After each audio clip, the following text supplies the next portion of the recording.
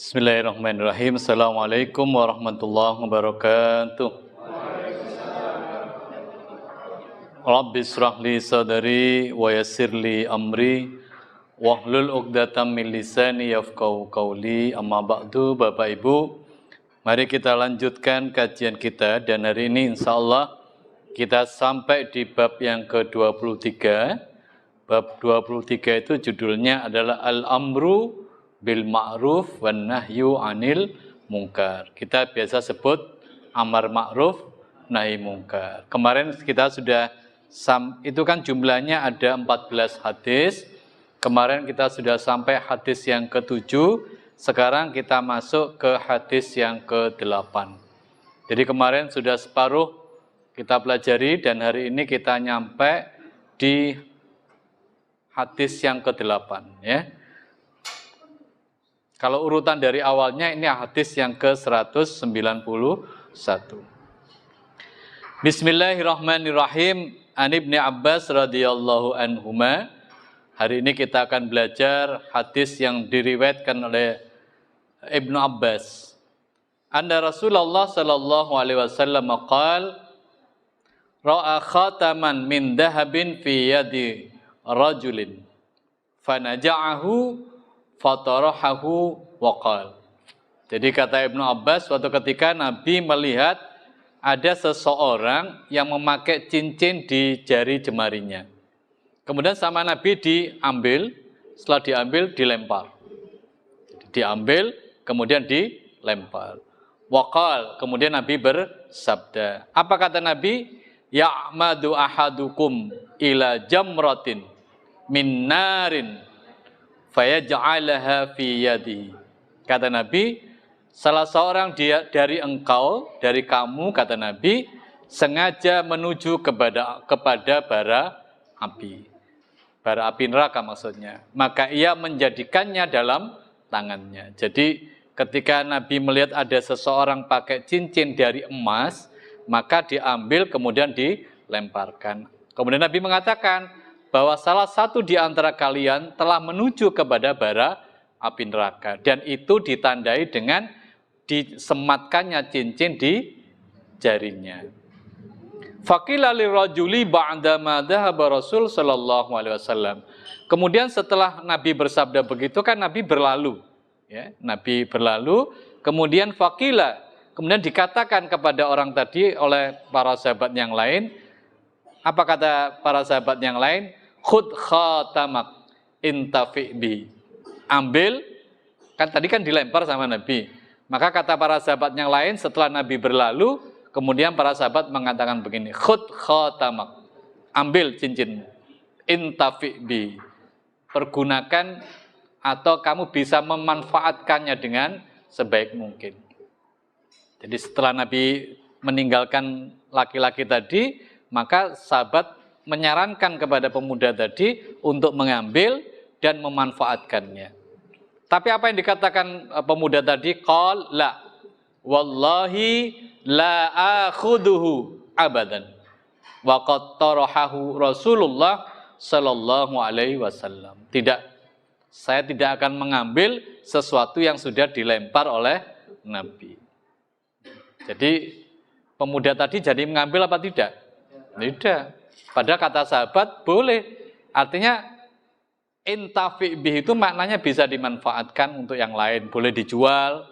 Kemudian kalau dapat hasil dari penjualannya bisa dimanfaatkan yang lain. Atau kalau memang tidak boleh dipakai, ya diberikan kepada istrinya atau kepada saudara yang lain yang perempuan, gitu ya. Ini hadis ini berbicara terkait dengan hukum memakai cincin dari emas atau kalung dari emas atau apapun yang terbuat dari bahan dasar emas bagi laki-laki. Berdasarkan hadis ini memang kita hadirin sekalian, terutama para jamaah laki-laki, memang dilarang memakai sesuatu yang terbuat dari bahan emas. Seringkali kita begini bertanya, kenapa sih kok dilarang? Memang Bapak Ibu, setiap yang dilarang maupun yang diperintah itu pasti ada hikmah di dalamnya. Pasti, kita harus yakin. Tetapi jangan sampai karena kita tidak tahu hikmah di dalamnya, kemudian kita melanggar. Itu karena kemampuan kita untuk memahami hikmah yang tidak sampai. Saya ulang kembali ya. Contoh begini, kalau sholat, itu banyak dokter yang menyarankan kalau kita sujud itu diperlama. Terutama sholat sendiri ya. Karena dalam sujud itu akan mengalirkan darah. Sehingga wong sing gampang ngamukan tahu ngamukan ya? Darah tinggi. Itu supaya lancar darahnya itu ya diminta kalau sujud agak lama. Tetapi ketika itu tidak kita dapatkan nilai atau manfaat itu, bukan berarti lantas kita ngomong begini, jarine sholat sehat, aku sholat malah tambah loro kabeh.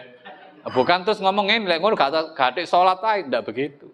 Karena hikmah yang ada di balik perintah maupun larangan itu pasti ada, cuman kita kadang-kadang tidak punya kemampuan untuk mendapatkannya secara pribadi ya. Yang kedua, hadis ini menunjukkan boleh kita berjual beli dengan emas. Ya, saya pernah ditanya, Ustadz, apa hukumnya saya ini dagang emas, ya, atau jadi karyawan toko emas itu ya? Kalau sekedar nyocokkan gitu boleh apa tidak? Kalau sekedar saja boleh. Yang penting kan tidak dipakai selamanya. Mungkin ada penjual emas, saya nyelit drijine mas, podo apa enggak? Hanya untuk ngepaske aja enggak masalah. Ya, yang penting tidak dipakai selamanya. Yang ketiga, ini menunjukkan kepatuhan sahabat kepada perintah atau larangan Nabi. Jadi ketika sudah dilempar, dia sudah tidak mau ngambil lagi, walaupun boleh sebetulnya. Ya, ini terkait hadis yang ke-8. Hadis yang ke-9. An Abi Sa'id Al-Hasani atau Al-Hasan Al-Basri, anna A'id bin Amr radhiyallahu anhu dakhala ala Ubaidillah bin Ziyad faqala. Dari Sa'id Al-Hasan Al-Bisri, bahwasanya Aid bin Amr masuk ke rumahnya, maksudnya ke rumahnya Ubaidillah bin Ziyad, lalu berkata, apa yang dikatakan? Inni sami'tu Rasulullah sallallahu alaihi wasallam qala, saya mendengar Nabi bersabda. Apa kata Nabi? Inna syarrar ri'ai khutama. Sesungguhnya seburuk-buruk penggembala ialah orang yang tidak belas kasihan kepada gembalaannya. Dulu Bapak Ibu hadirin sekalian, di zaman Nabi itu kalau orang itu pekerjaannya sebagai penggembala, mungkin kambing atau sapi atau onta, itu jumlahnya ratusan. Bahkan bisa lebih. Kalau di Surabaya ini sekarang sudah jarang ya. Atau di daerah-daerah itu juga masih ada, tapi jumlahnya tidak banyak. Nah itu dilarang kita menyakiti gembala kita. Karena dia tuh disebeti gitu ya, supaya mau jalan tuh tidak boleh. Lantas gimana kalau kepingin jalan, ya diarahkan saja, tapi tidak usah disebeti. Nah kita yang ada di Surabaya mungkin bagaimana Pak mengamalkan hadis ini? Kalau menggembala mungkin tidak ya. Tapi sekarang yang sering terjadi di masyarakat kita ini, kadang-kadang mungkin ada tetangga kita ya, punya ayam gitu ya. Terus ayamnya masuk ke rumah kita. Itu diapakno kira-kira? Disawat apa dibelah? Jangan dilempar, itu tidak boleh. Ya digusak ngono kok kon ngalih. Ya. Sebab nanti kalau Anda lempar dan yang punya ayam itu tahu, mesti ngomong ini. Lewatnya aja mbek ayam, mbek wong pisan. Lah ngono to, lah aja tukaran to aja. Nah kan digusak aja. Boleh dilempar Pak, boleh, tapi ojo niat dikenakan, ojo dikenekno. Misalnya ada ayam di atas genteng. Lah iki nek gak disawat ya apa Pak? Gak gusak-gusak ngene gak iso Pak. Boleh dilempar boleh, tapi jangan niat supaya kena ayame. Jelas. Jadi kenekno pinggire. Glodak ngono kan mesti kaget dia, mesti ngalih. Paham ya? Jadi kalau kita gembala mungkin jarang lah. Kenapa? Karena hadisnya mengatakan fa'iyyaka antakuna minhum. Maka jauhilah, maksudnya janganlah kamu seperti itu. Tidak boleh. Jadi kalau ada kucing misalnya, ya jangan dilempar, ya, digusak aja, suruh ngalih, suruh pergi, ya. Faqala lahu ijlis fa innama anta min nukhalati ashabi Muhammad sallallahu alaihi wasallam. Kemudian beliau berkata kepada Aid, silakan duduk. Nah, ya. Karena apa? Kata beliau, fa inna ma anta min nukhalati ashabi Muhammad. Karena engkau itu termasuk sahabat yang terabaikan. Kemudian beliau berkata begini, faqala wa hal kanat lahumun nukhalatu innama kanatin nukhalatu ba'dahum wa fi ghairihim. Kemudian beliau menjawab begini, bukankah yang terabaikan itu setelah sahabat, nanti generasi berikutnya dan generasi berikutnya. Ini menunjukkan Bapak Ibu hadirin sekalian bahwa sebaik-baik generasi itu adalah generasi sahabat. Kemudian nanti akan terjadi pergeseran, penurunan kualitas maksudnya dari generasi berikutnya, namanya apa? Tabi'in, tabi'in, kan begitu kan? Dan sekarang seperti kita hari ini. Namun demikian mudah-mudahan kita tetap berharap, mudah-mudahan walaupun kita jauh dari masa Nabi ya, tapi mudah-mudahan kita masih tetap istiqomah untuk menjalankan sunnahnya. Karena apa? Karena semakin lama ini nanti tidak tahu kita ini akan jadi apa. Termasuk begini, kalau kita berpikir kira-kira di Surabaya 10 tahun yang akan datang akan kayak apa ya? Terjadi seperti apa? Apakah masjid ini masih ada? Ya kita berharap ada. Karena itu saya senang kalau ada yang nom-nom gini, yang muda-muda ini. Ini maknanya generasi lapis kedua.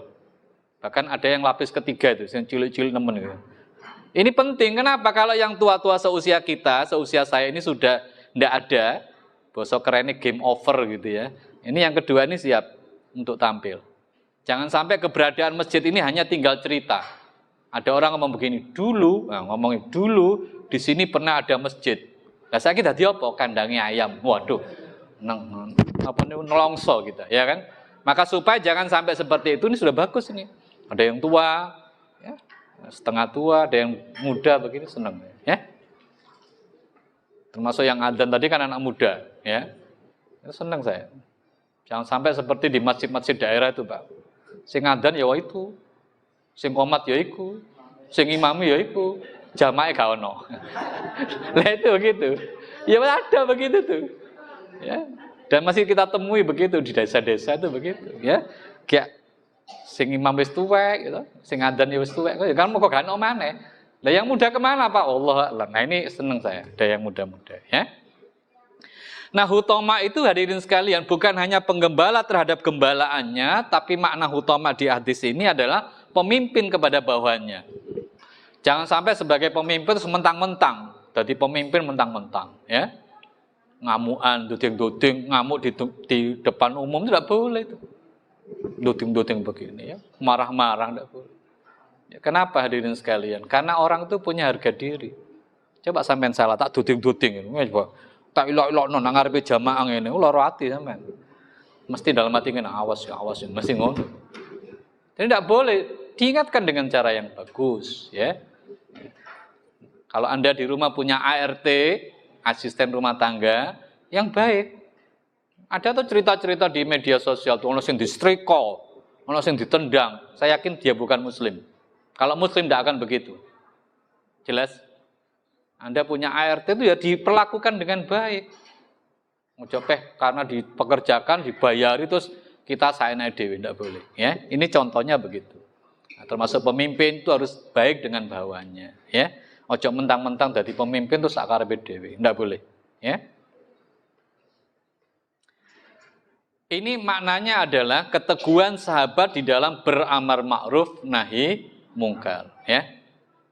Yang kedua, kalau kita mau bicara fakta Bapak Ibu, maka sebaik-baik generasi itu adalah generasi sahabat.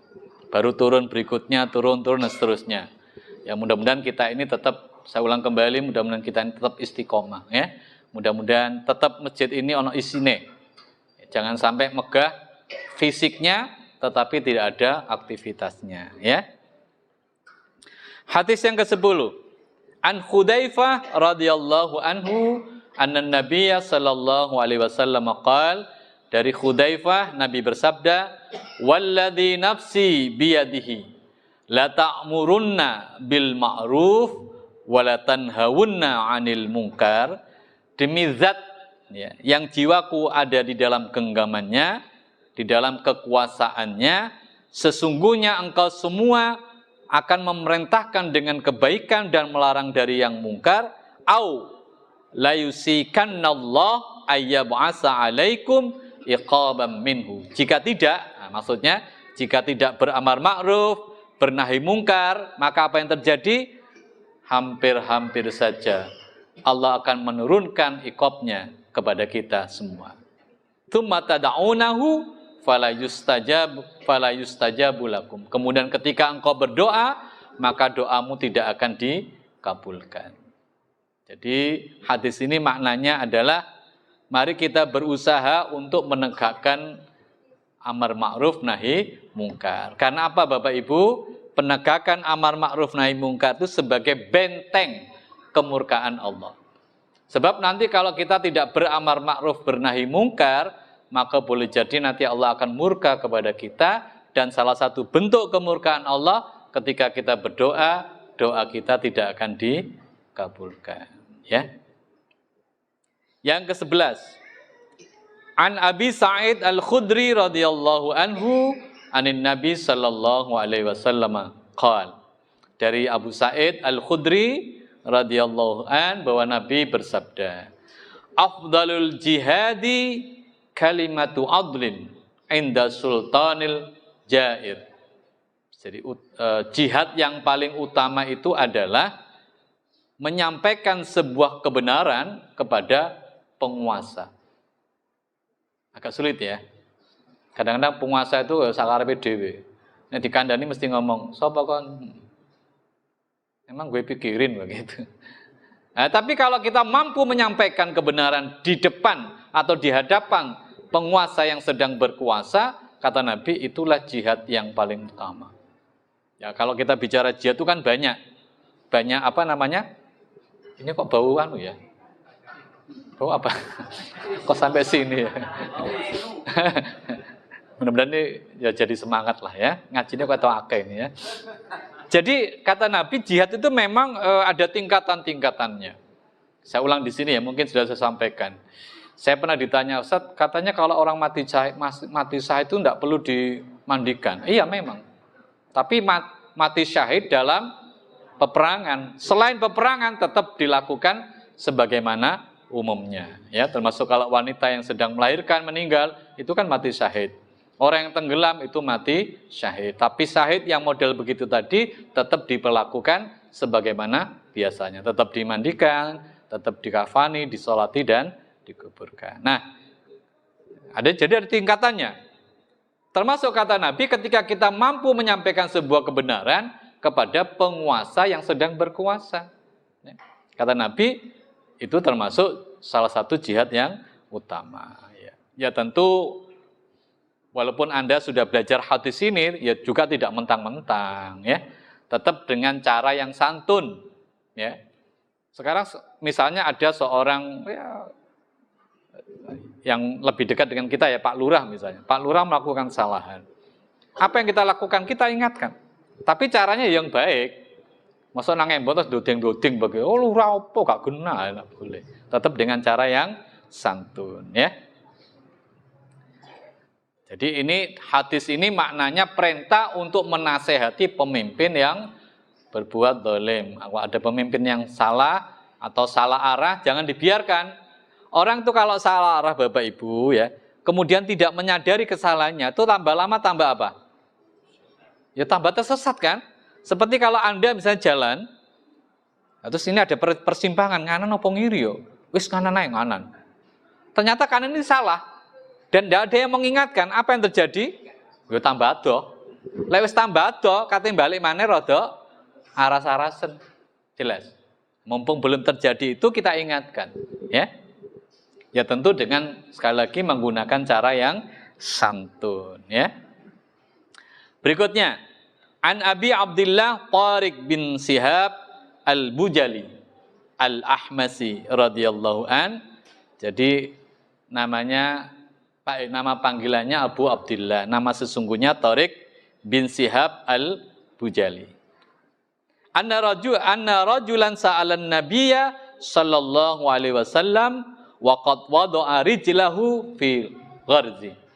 Jadi suatu ketika ada sahabat yang bertanya kepada Nabi, sementara Nabi itu kakinya sudah nempel di tempatnya kalau kuda kan ada pelananya toh.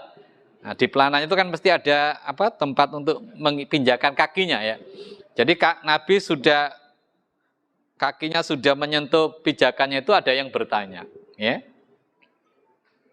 Jadi waqad wada'a rijlahu fil gharzi. Ayul jihadi afdal.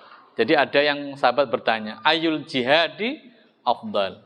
Qal kalimatu haqqin inda sultanin jair. Kata Nabi, atau Nabi menjawab, yaitu mengucapkan kata-kata yang hak atau kebenaran, atau menyampaikan kebenaran di hadapan sultan, di hadapan pemimpin yang menyeleweng. Jadi ini maknanya idem ya, sama dengan hadis sebelumnya. Tapi makna di sini bisa kita ambil, makna yang kedua adalah Nabi itu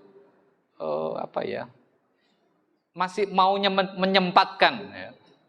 Dan ini insya Allah dipraktekkan oleh teman-teman yang lain juga begitu, para mubaligh kan begitu ya. Kadang-kadang kalau ada orang bertanya itu walaupun sudah selesai acara kan, kadang-kadang masih ada yang bertanya, ya itu tetap dilayani. Nah, termasuk saya juga begitu.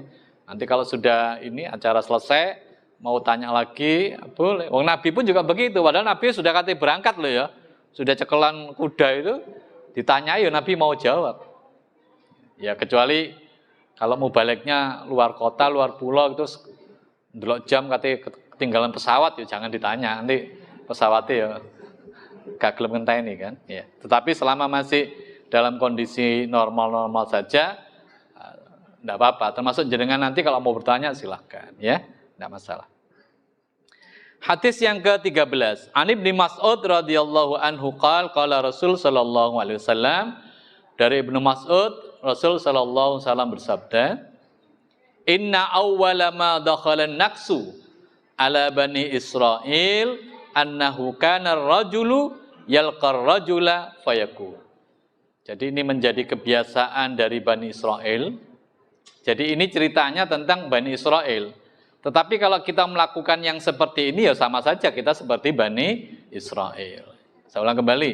Ini hadis memang diperuntukkan untuk Bani Israel. Tetapi kalau kita melakukan hal yang sama seperti mereka, lantas apa bedanya kita dengan mereka? Apa yang dilakukan Bani Israel kita cek. Ya hada ittaqillah wada' ma tasna'u fa innahu la yahillu lak. Jadi salah seorang Bani Israel itu mengingatkan temannya, karena rupanya temannya berbuat salah. Ya. Kamu jangan begitu, ya. Tinggalkan yang begitu, tidak boleh, gitu ya. Karena itu tidak boleh bagi kamu, maka tinggalkan. Jadi dia menasihati temannya.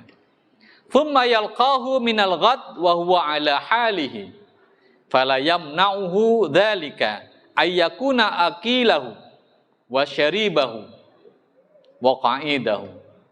Cuman anehnya keesokan harinya dia masih kumpul lagi sama dia. Ya mangan bareng, ya. Duduk bareng, minum bareng. Ya. Artinya ada orang melanggar kan diingatkan. Kemudian keesokan harinya dia tetap bersama dia. Paham maksud saya? Jadi kalau panjenengan punya teman salah kan diingatkan. Nah, tetapi keesokan harinya itu masih kumpul lagi dengan yang bersangkutan. Ya, dikatakan di sini ayyakuna akilahu wa syaribahu wa qa'idahu. Besoknya dia masih kumpul bareng lagi. Ya, makan bersama, minum bersama, duduk bersama dan sebagainya. Falamma fa'alu dzalika daraballahu quluba ba'dihim ba'd. Jika kita melakukan yang seperti itu maka Allah akan memberikan rasa benci antara satu dengan yang lain. Jadi ini tidak tahu ya sekarang. Kalau dulu begini, ketika saya masih punya anak TK itu diantar ibunya. Ibunya tuh sering cerita. Jadi ketika ngantar anak TK itu kadang-kadang setelah anaknya masuk, terus ibunya kemana? Ibunya ngobrol, podo koncone. Sekarang saya ingin tanya, lah sing diomong ki apa kira-kira? Ya macam-macam lah. Yang pasti gosip kira-kira mana ya. Maka saran saya Bapak Ibu hadirin sekalian, kita tidak usah ikut. Ya. Kenapa? Karena kalau kita ikut itu maknanya kita sama dengan mereka, walaupun kita tidak melakukan. Jelas. Maknanya kalau kita ada di situ, maknanya kan mengiyakan. Ana wong sepedaan motor, terus ndelok, ono apa ya? Karena rame-rame dia ndelok. Tiba-tiba wong main. Begitu kita lihat begitu ana wong main, polisi datang. Kita ditangkap apa enggak? Ojo ngomong, aku gak main Pak, enggak enak kantor polisi. Nah, begitu. Iya apa enggak? Karena kita ada di situ, maknanya kita menyetujui. Maka enggak boleh. Ibu ditanya arisan misalnya. Bu, kok telat Bu? Ya. Kan karena kalau datang lebih awal tuh mesti sebelum arisan dimulai itu biasanya ngerumpi gitu ya. Yang dirasani kan uang mesti tonggone. Jadi ngerasani uang itu maknanya apa? Menganggap dia baik, yang lain jelek kan begitu kan? Nah, sehingga si ibu tadi datangnya itu belakangan ketika sudah dimulai sehingga tidak ada waktu untuk gosip. Nah, itu jauh lebih baik. Karena yang kita benci kan bukan orangnya. Apa yang kita benci? Sikapnya, perbuatannya. Artinya kalau dia sudah tidak lagi melakukan itu, ya kita mau kumpul lagi. Ada seorang pengurus kampung, RT, diundang RW. Ini fakta Pak. Ada salah satu jamaah yang tanya, Pak apa hukumnya saya ini diundang Pak RW? Ya datang saya bilang. Tapi Pak undangannya aneh Pak. Anehnya di mana? Jadi ketika ngundang itu pertama sing metu banyu putih. Susu rada bengi jam 12 jam 1 ngono sejemane. Rada coklat. Artinya minuman keras gitu loh ya. Apakah saya sebagai pengurus kampung boleh untuk meninggalkan tempat? Saya bilang harus. Apakah itu maknanya saya tidak menghormati yang ngundang? Anda minta izin untuk pulang karena apa? Undangan tidak mesti harus didatangi kalau undangan untuk maksiat. Selesai. Yang penting kan ngomong, Pak RW ngapunten saya pulang duluan. Kan sudah datang. Kenapa? Karena saya kan tidak nyebut nama orang kan, boleh kan? RW yang mana kan tidak tahu kan. Kan saya tidak nyebut nama orang. Tuh. Jadi kalau memang dia pengurus kampung kan mestinya ngasih contoh yang baik. Ini enggak. Padahal Bapak Ibu hadirin sekalian, pangkal atau awal mula orang berbuat maksiat itu ya minum itu. Kan banyak hadis yang sangat terkenal dia. Gara-gara minum akhirnya mabuk loh. Setelah mabuk akhirnya berzina. Betul? Berzina ketahuan, akhirnya supaya tidak ketahuan diapakan yang lihat? Dibunuh. Kan begitu kan? Coba bayangkan urutannya seperti itu. Saya kok tidak yakin dia seorang muslim gitu ya. Kalau muslim saya yakin muslimnya kurang sempurna ya. Islam KTP. Oh ya, terkait Islam KTP begini ya. Kenapa ada istilah Islam KTP? Itu kan sama dengan begini. Coba Anda cek ya. Kalau Anda di warung-warung, ono tulisan ini. Bakso daging sapi asli. Kenapa kok ada tulisan asli? Kenapa? Karena pernah lihat toh? Bakso daging sapi asli. Kenapa ono tulisan asli? Kenapa? Mergo nang kono sing gak asli ngono kan. Betul apa enggak? Sajane kan cukup daging sapi bakso daging sapi ngono tok wis. Mergo nang kono ana sing duduk asli sapi, maka Anda menguatkan ya calon pembeli dengan kata-kata asli. Ya padha mbek karo Islam KTP. Apa kok tulisan walaupun tidak tertulis ya, ini kan terucap aja Islam KTP. Itu karena apa? Ada orang yang Islamnya hanya di tulisan saja di KTP, tapi faktanya tidak. Maka saya ingin tanya begini, sakjane kan lek wong Islam kudu salat apa enggak sih? Seharusnya orang yang ngaku muslim itu salat apa tidak sih? Ya kudune salat kok. Tapi kalau ana wong ngaku Islam tapi enggak salat, jangan bilang banyak loh ya. Ada apa enggak? Ada ya, jangan ngomong banyak, enggak enak ya. Tapi kan ada toh. Nah ini kan jadi gimana? Nah kita mau nyebutnya sebagai Islam seperti apa? Akhirnya kan muncul kata-kata Islam. Nah KTP itu asalnya dari situ. Ya. Falamma fa'alu dzalika daraballahu quluba ba'dihim ba'd. Kalau kita melakukan itu, jadi sudah tahu ada kemungkaran, kita masih gabung walaupun kita tidak melakukan, itu maknanya kita setuju dengan apa yang dia lakukan. Maka jangan lakukan. Sama ibu-ibu kalau nganter anak TK, antar aja, habis itu ya pulang aja. Karena apa biasa? Ya mohon maaf, ya tidak semua jelek ya. Ada juga yang bagus, tapi kebanyakan jelek. Ya. Ciri orang jelek itu gimana sih? Kalau yang dibicarakan itu orang. Dan dia akan jadi baik kalau yang dibicarakan itu program. Beda kan? Membicarakan orang dan membicarakan program. Tsumma qala kalla wallahi la ta'murunna bil ma'ruf wa la tanhawunna 'anil munkar. Sungguh sama seperti hadis sebelumnya bahwa kita ini diperintah oleh Allah untuk beramar ma'ruf bernahi mungkar. Wa la ta'khudunna 'ala yadidh dhalimi wa la ta'tirunnahu 'alal haqqi atra. Jadi kalau kita mampu mengambil dengan tangan kita, mengambil itu maknanya memberantas, membasminya dengan kekuatan tangan kita, ya. Jadi menghentikan kezalimannya, menghentikan maksiatnya, serta mengembalikannya atas kebenaran yang sesungguhnya. Wala taksurunnahu 'alal haqqi qasra. Juga membasmi tindakannya kepada yang hak saja. Maknanya ya kita melakukan yang benar saja, ya. Dengan pembatasan yang sesungguhnya. Artinya ini benar, ini salah. Ini boleh dilakukan, ini harus ditinggalkan. Aw la yadribannallahu biqulubi ba'dikum ala ba'din. Jika tidak, maka Allah akan menjadikan hati-hati kita sesama kita tadi itu yang saling menyetujui tadi sebuah kemungkaran itu akan terjadi saling membenci satu sama lain. Orang yang sing rasani tadi mungkin awalnya baik-baik saja, betul ya? Tapi sesuai ya tukaran, sesuai lah tukaran. Lambat laun akan saling membenci antara yang satu dengan yang lain. Kenapa? Ya karena awalnya sudah tidak bagus, ya. Maka jangan kita lakukan. Ya, termasuk saya pesan kepada jamaah di sini, baik bapak-bapak maupun ibu-ibu. Tapi biasanya yang lebih banyak memang ibu-ibu. Kalau bapak-bapak mungkin jarang ya, walaupun juga yuk ada juga tapi jarang. Tsumma la yal'anukum kama la'anahum. Kemudian Allah akan melaknat sebagaimana Allah melaknat mereka. Jadi kalaupun kita tidak melakukan, kalau kita ada di tempat itu, ya, sama saja kita menyetujui. Karena itu jangan jangan mendekati tempat-tempat yang kurang bagus, atau jangan jangan ikut serta dengan orang-orang yang berbuat tidak baik. Walaupun Anda tidak melakukan, kalau Anda ada di tempat itu, dianggap Anda mengiyakan atau Anda setuju. Sehingga dapat disimpulkan di hadis ini, pembiaran kemungkaran sama dengan menyetujui.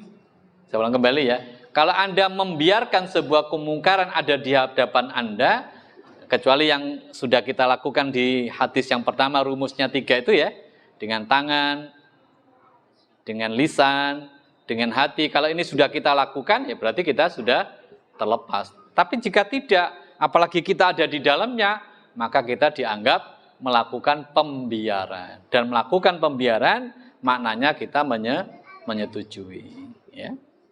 Hadis yang terakhir. Jika ada waktu untuk diskusi nanti ya. An Abi Bakr Siddiq, dari Abu Bakar As-Siddiq radhiyallahu an, ya ayyuhan nas, innakum taqra'una hadhil ayah. Abu Bakar As-Siddiq mengingatkan kita. Apa kata beliau? Wahai manusia, sesungguhnya kalian, saya yakin kata Abu Bakar, sudah barang tentu sering membaca ayat ini. Ya. Jadi yaitu surat Al-Maidah ayat 105. Hai sekalian orang-orang yang beriman, jagalah dirimu. Tidaklah Allah membuat bahaya kepadamu semua, orang-orang yang sesat itu, jikalau engkau telah memperoleh petunjuk. Yang sering menjadi pertanyaan begini, petunjuk itu dicari atau diberi? Halo Bapak Ibu, petunjuk itu dicari atau diberi? Dicari ya, bukan diberi. Bukan. Kalau jenengan mau ke Madiun, lewat jalan tol, di situ ada tulisannya Mojokerto. Terus kemarin apa ya? Biasanya apa ya? Jombang, ada ya. Apalagi berikutnya Kertosono. Itu namanya apa? Itu petunjuk. Jadi sebetulnya petunjuk itu sudah diberikan, tinggal masalahnya kita ini mau apa tidak.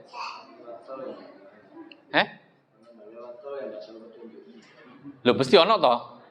Masih gak nang tol ya ono petunjuk toh? Iya kan? Mesti ono toh? Sekarang begini. Ono misalnya gini ya, P warna merah, itu artinya apa? P warna merah artinya apa? Dilarang parkir itu artinya apa itu? Itu apa tak? Rambu apa? Petunjuk kan? Iya kan? Ternyata di bawahnya ada parkir mobil itu. Berarti kan dia tidak memahami petunjuk. Kenapa kok ada P di situ? Iku mergo jalan sempit. Nek sampean parkir di situ pasti mengganggu. Saya itu sering lewat ini ya Pak. Itu ada tulisannya P merah ya. Dekat jualan apa itu? Kayu-kayu itu loh. Lah kono ono mobil. Coba bayangkan. Kalau Anda Muslim tidak akan mungkin melakukan itu. Serius saya bilang. Karena Anda melanggar itu. Apa yang terjadi? Mesti macet itu. Pasti macet. Itu kan namanya mengganggu. Saya itu pernah ya, ahad keberapa ya? Pertama tuh lupa saya. Itu saya subuhan dapat jadwal di Bohar Pak. Tahu Bohar ya? Sidoarjo. Karena saya tidak tahu tuh, saya nginep di rumah saudara supaya lebih cepat. Kalau dari sini kan nanti kelamaan. Itu ada rambu petunjuk Pak, dilarang masuk gini. Karena kemarin saya tahu tuh tidak ada palang pintu itu tidak ada. Tapi sekarang kok pagi-pagi ada. Saya masuk saja itu Pak. Ternyata jalannya dicor. Jadi yang salah siapa Pak? Ya salah yang salah. Wes ngerti rambu-rambu dilarang masuk, saya masuk. Akhirnya apa? Ya muter mana saya? Kenapa saya memaksa masuk? Karena saya tidak tahu jalan lagi kecuali itu. Akhirnya saya telepon takmirnya terus dikasih jalan tikus ya. Akhirnya nyampe juga, insya Allah. Jadi rambu-rambu itu sebetulnya bagian dari petunjuk. Dan Bapak Ibu hadirin sekalian, kita ini oleh Allah sudah diberi 4 ya. Petunjuknya kan 4. Masih ingat tak? Yang pertama hissi, tahu hissi ya? Hissi itu naluri, insting. Kalau jenengan saya cubit sakit apa enggak Mas? Makanya maknanya jangan nyubit. Itu secara teori begitu. Kalau Anda misalnya mencuri, mengambil punya orang itu akan marah. Ya jangan melakukan itu. Itu kita sudah dibekali insting hidayah itu yang pertama adalah hissi namanya atau insting. Yang kedua apa namanya Pak? Panca indera. Ya kan? Itu kan petunjuk dari Allah. Kita bisa melihat langit, mehdanio nek gak ono langit, apa yang terjadi? Apa Pak? Bayangkan apa yang terjadi. Kalau kata ahli-ahli itu ya apa meteor apa jenenge batu-batu apa jenenge? Meteor. Apa jenenge? Mas, asteroid ya. Itu akan jatuh, Pak. Ya nek adem membarang ngono lho.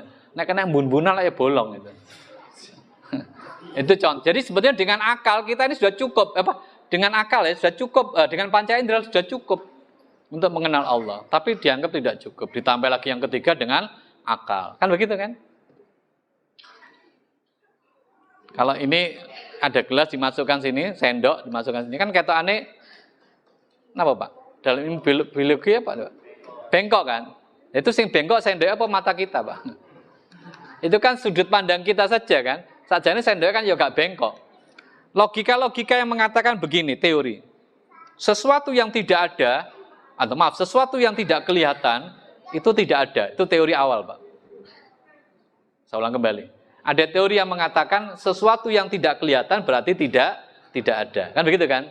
Itu kan orang mau mengatakan gini, Tuhanmu tuh kayak apa rupanya? Yo gak ketok. Yo gak ketok berarti gak ono Tuhanmu, begitu kan? Terus kenapa sih ngomong ini? Apa iya bahwa sesuatu yang tidak kelihatan berarti tidak ada? Akhirnya orang ngomong begini, saya ngerti angin, ngerti. Kayak apa rupanya angin? Coba saya ingin tanya, apa warnanya angin? Abang Pak, ulah mari keroan sampean.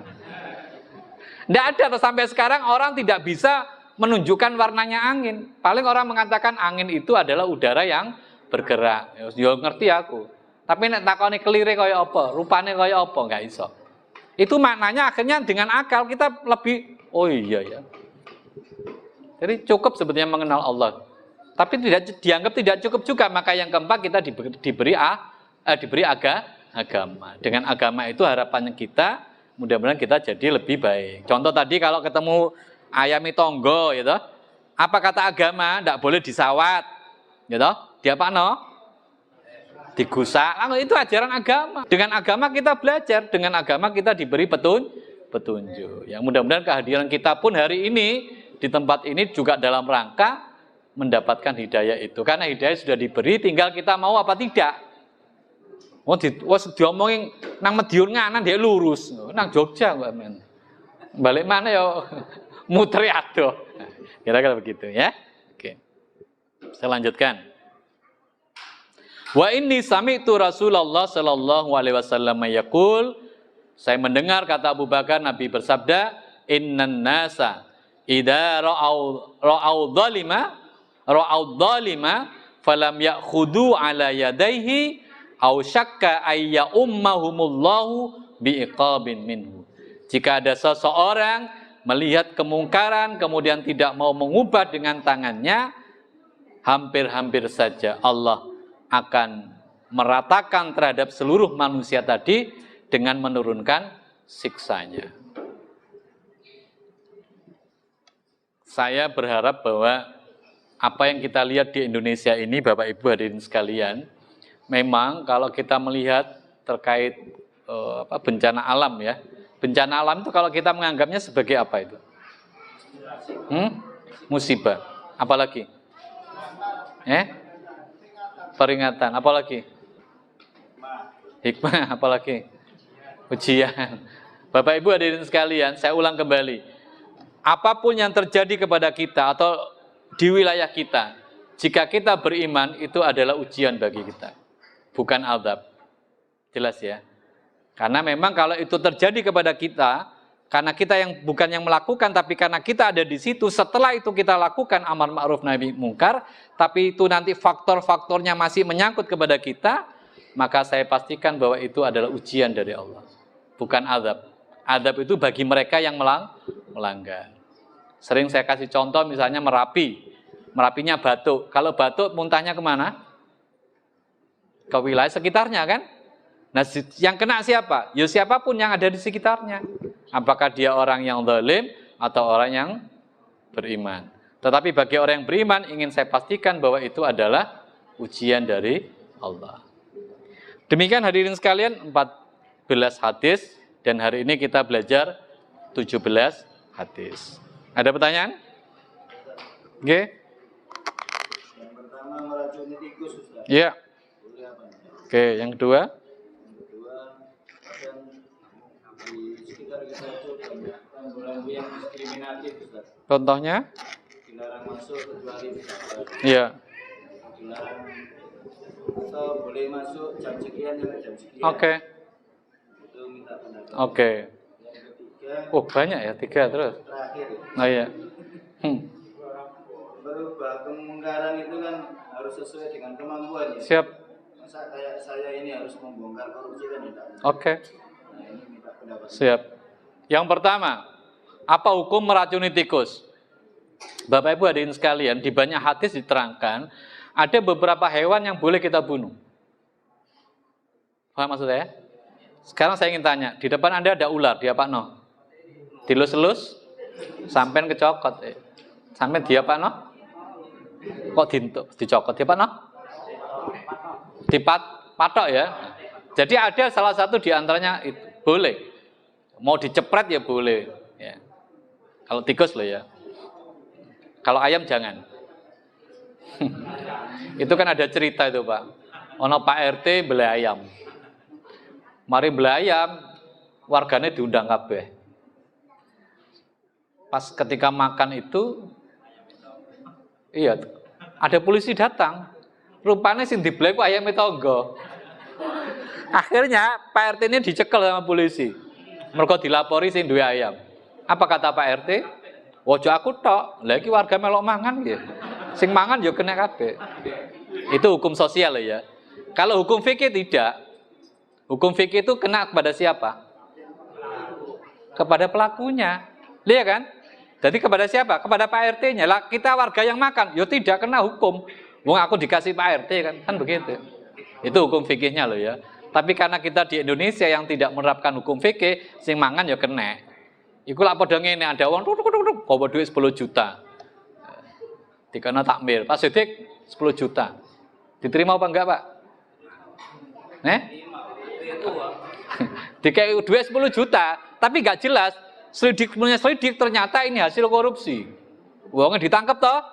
Ngomong ini, ojo aku tok, Pak. Lah sapa? Pak Sidik pisan sebagai takmir. Kalau berdasarkan hukum fikih tidak, karena Pak Sidik kan diberi.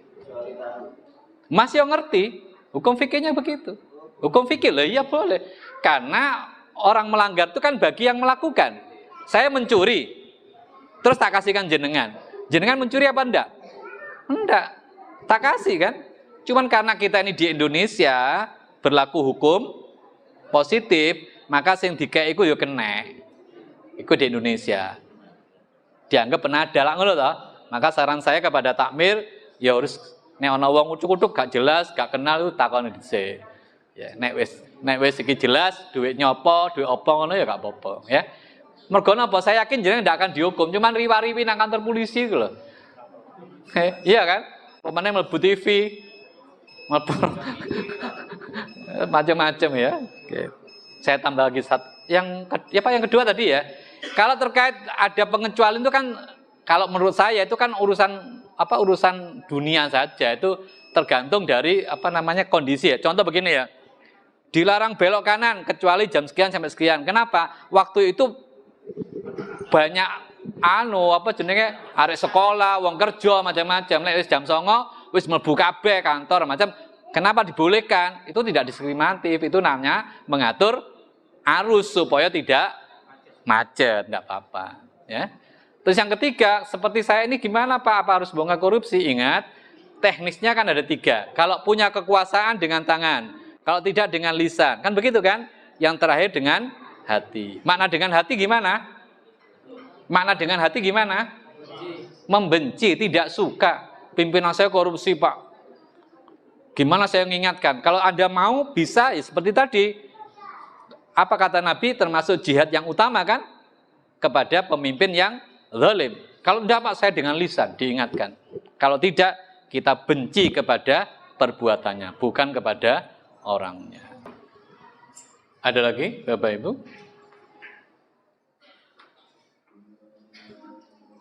Oke, Mas. Gimana kalau kita mengingatkan pemimpin yang melakukan kesalahan, tapi itu menurut kita misalnya ya, saya punya pendapat wajib tidak boleh punya utang. Terus ketua takmir mau berutang untuk beli karpet, pokoknya kayak gitu. Iya. Nah itu saya melarang nggak boleh berutang untuk nanti apa yang membayar. Nah itu gimana ya? Keputusan bersama harus dimusyawarahkan. Maka kalau sudah muncul sebuah kata sepakat, maka semua harus bertanggung jawab. Itu rumusnya.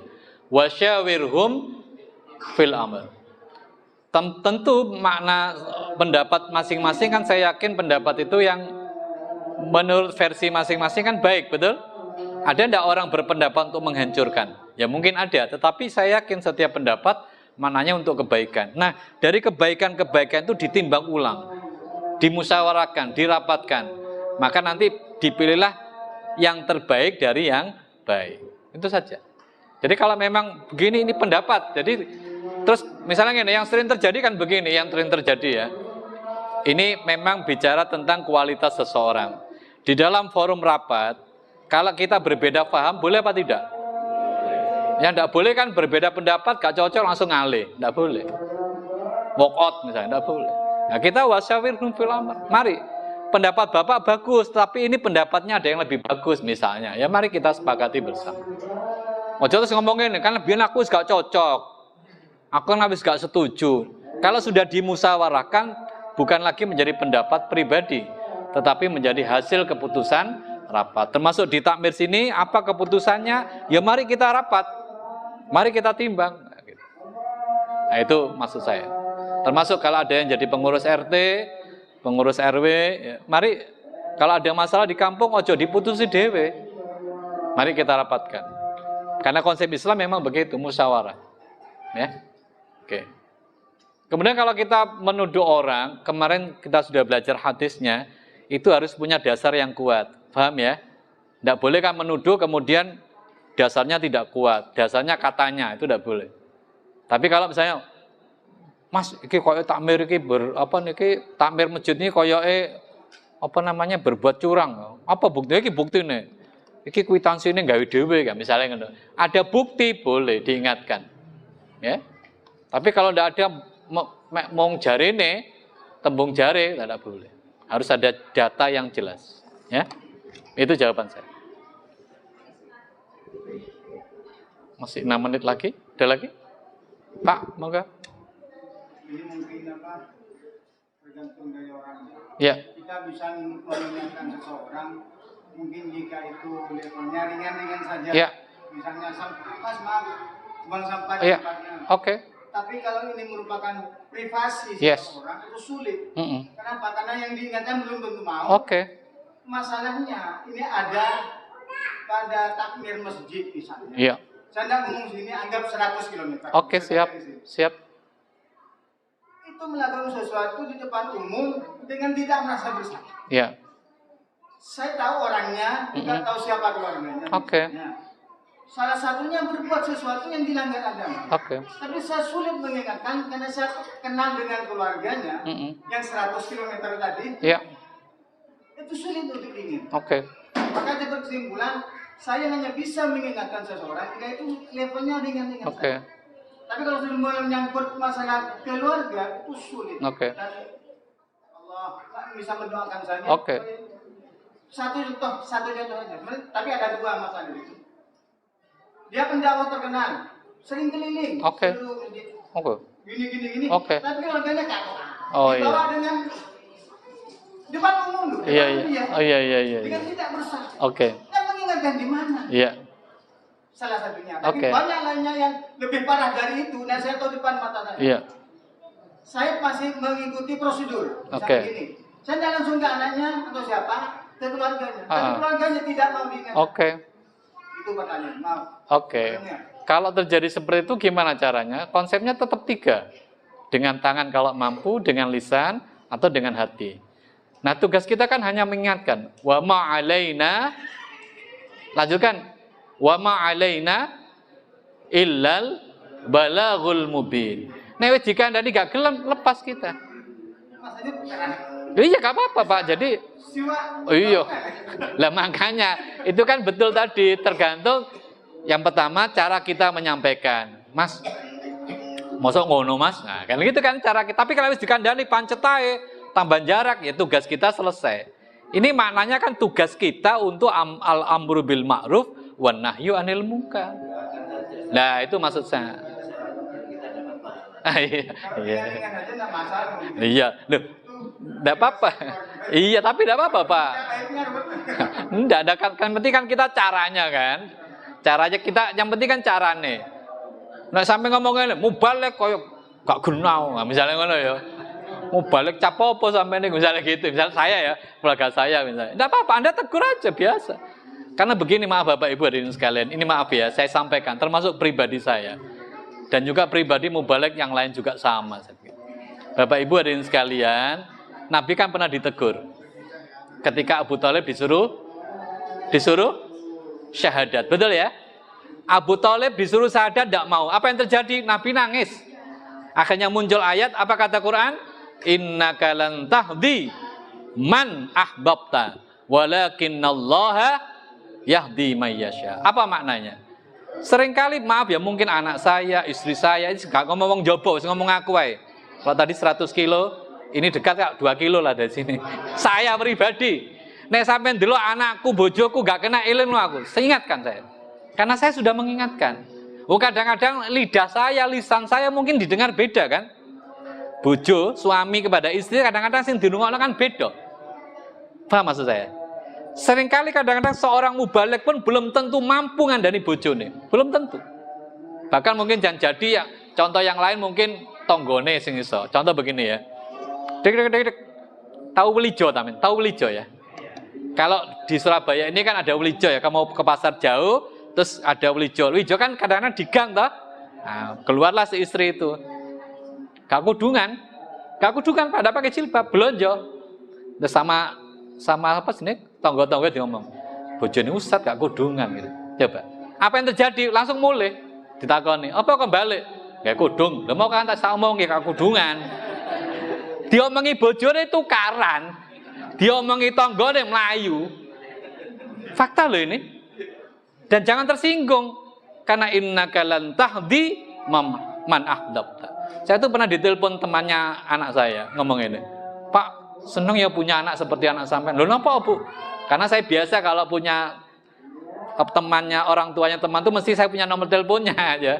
Karena ada komunikasi. Kenapa? Anak sampean hebat. Kenapa? Rumah saya disapu Pak dari depan sampai belakang. Disapu nih. Omeh tonggo apa omeh koncoe temannya loh disapu. Saya bilang ya alhamdulillah Bu, batinku. Omeh dhewe jarang disapu. Iku lek ngongkon nyapu gegeran dhisik ya. Lho coba. Memang begitu. Mbak, mbok sapun po. Engko disemayani. Engko mari ngene, coba. Akhirnya aku dhewe sing nyapu. Biasa. Jadi Bapak Ibu kalau Anda melihat begitu tetap kita mengingatkan. Tentu dengan cara yang santun. Setelah diingatkan, dia tambah ngamuk, malah musuh awak dhewe, selesai sudah. Tugas kita hanya mengingatkan, ya. Ya, kita harus saling mengingatkan. Ojo sampai sing dielingno terus ngamuk, kudune berterima kasih, mergo dielingno, ya. Oke, begitu Bapak Ibu ya. Cukup ya. Terima kasih. Assalamualaikum warahmatullahi wabarakatuh.